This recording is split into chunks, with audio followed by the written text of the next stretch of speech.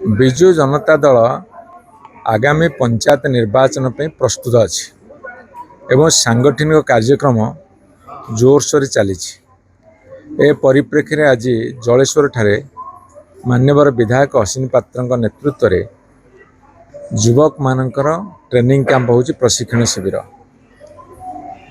आगामी दिन में विजु जनता दल को आहरी शक्तिशाली करने मान्यवर नवीन पट्टनायक नेतृत्व को पुणी आउ थे ओडावासी आगे प्रतिष्ठित करवा साथ 2029 मसीह पुणी केमती मान्यवर नवीन पट्टनायक मुख्यमंत्री से परिश्रम करवा साथ भारतीय जनता पार्टी सरकार बर्तमान तलु ऊपर पर्यंत एते खराब शासन लोक अतिष्ठ हो गले एवं लोक मानकर बर्तमान चाप सृष्टि आम उपर जे आंदोलन को जोरदार कर भारतीय जनता पार्टी सरकार जिते शीघ्र पारुच हटई दियो नहले राज्य रसातल को जीव से सबु जगार जनसाधारण सहयोग विजु जनता दल तार सांगठनिक कार्यक्रम को आहरी सुदृढ़ करुच्ची जे लोक मानकर आशा आकांक्षा भरोसा को चरितार्थ करने सर आम देखु प्रत्येक दिन बीजेपी में मिश्रण पर्व चलती बड़ बड़ नेता छाड़ुं एक्स एमएलए छाड़ुं बर्तमान आपंकर चेयरमैन छाड़ुं प्रत्येक दिन आम पेपर भी देखु बर्तमान मिश्रण पर्व चली जलस्वर भी देखा 2-3 जन सरपंच जो माने कौन सी चापर बशवर्ती जाऊँगी सीए एवं साथ किछि जन स्वार्थपर लोक जाऊँगी किंतु लक्ष लक्ष संख्यार जनसाधारण प्रतिदिन विजु जनता दल कि सरकार को आसब एवं ये भारतीय जनता पार्टी केमती सरकार जीव बाहर से जोड़ी हो जलेश्वर निर्वाचन मंडली रे युव सम्मेलन आयोजित होती आमर मान्यवर विधायक अश्विनी पात्र नेतृत्व रे एवं हजार हजार संख्यार युवक बंधु माने छात्र नेता माने महिला माने ये जोगदे आउ दलर संगठन सह दलर नीति आदर्शर प्रचार प्रसार केमती हो पार एवं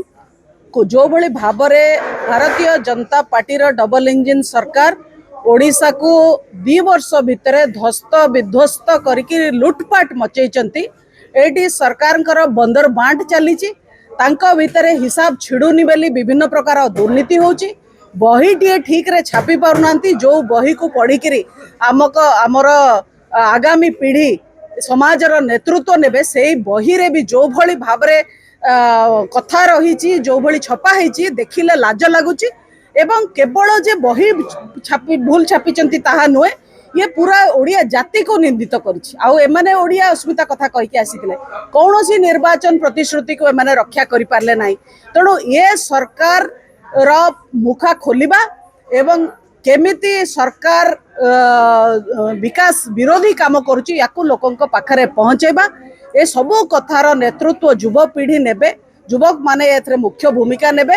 एवं विजु जनता दल को आगामी 2029 रे पुणी आउथरे शासन दायित्व को आड़ीबा एवं नवीन बाबू को मुख्यमंत्री करवा ये सबो आमर आजिर संकल्प रही देखंतु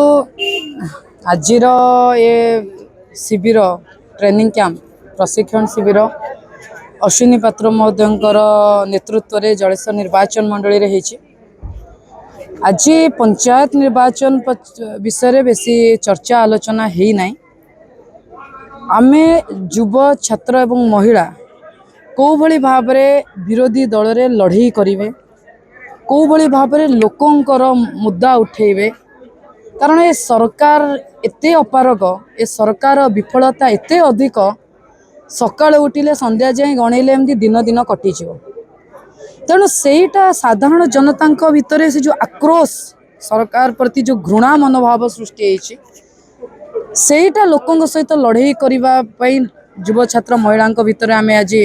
बल भरी सहित आलोचना पर्यालोचना करूँ आपण जानिचंती अश्विनी पात्र महोदय होचंती जने वरिष्ठ नेतृवृंद एवं तांकर जलेश्वर निर्वाचन मंडली लोकप्रियता बहु अधिक एवं से क्रमागत भाव में जितुछंती मध्य एवं अति भद्र नम्र एवं शालीन विधायक किंतु वर्तमान सरकार रे शालीनता ए सरकार डिजर्व करूना ए सरकार विधायक मंत्री माने बेलज्जा से माने 2 वर्ष रे किछि न करी कि जे विकास रो रिपोर्ट कार्ड दउची सेमानंकु आमे अत्यधिक किछि कहबार नै। तेणु ए शालीन विधायकर कर्मी सहित विजु जनता दलर जलेश्वर निर्वाचन मंडली कर्मी सहित केमिति लड़ाई करबा आमे शिखौतिलु। आज मेन ऊपर डिस्कशन थिला डॉक्टर अरुण कुमार साहू महोदय मध्य तांकर अभिभाषण रखिथिले। जो सामाजिक गणमाध्यम सोशल मीडिया रे दबदबा तैयारी करी बीजेपी शासन को आसीथिला कारण से ग्राउंड रियलिटी जीरो थिला। सही सामाजिक गणमाध्यम को एबे बीजेपी सरकार डरुच। ओडिशा नुहे भारत वर्ष रे सबु जगार छी छाकर तैयारी होइछ।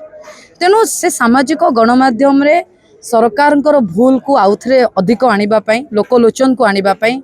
भत्ता हो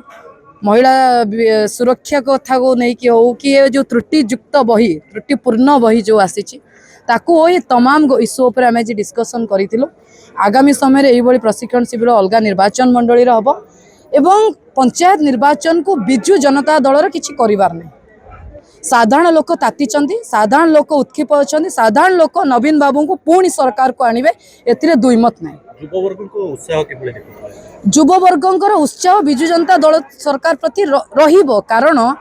बिजु जनता दल एम्प्लॉयमेंट तैयारी करथिला। बिजु जनता दल एग्जाम करथिला। बिजु जनता दल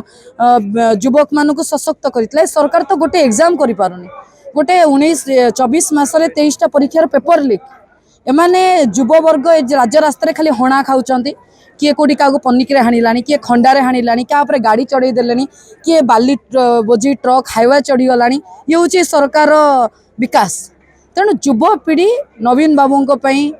लड़ुंट। आगामी समय नवीन बाबू को सरकार को आने सबुठु प्रमुख भूमिका ग्रहण करिवे आगामी समय ओडिशा रे युवपीढ़ी। क्या आप चाहते हैं ताज़ा, स्वादिष्ट और पौष्टिक मशरूम आपके घर तक पहुंचे? तो आज ही जुड़िए कल्याणी मशरूम सेंटर के साथ। यहाँ मिलता है फार्म फ्रेश मोजो मशरूम, मुलायम पनीर, ताज़ा ग्रीन मटर, स्वीट कॉर्न और बेबी कॉर्न, सब कुछ एक ही जगह बेहतरीन क्वालिटी के साथ। हम देते हैं होलसेल और रिटेल दोनों सुविधाएं। आज ही डिस्ट्रीब्यूटरशिप लेने के लिए कॉल करें 9370967782 या 9040091506। कल्याणी मशरूम सेंटर, ओडिशा का भरोसेमंद नाम, मोजो मशरूम और डेयरी प्रोडक्ट्स में।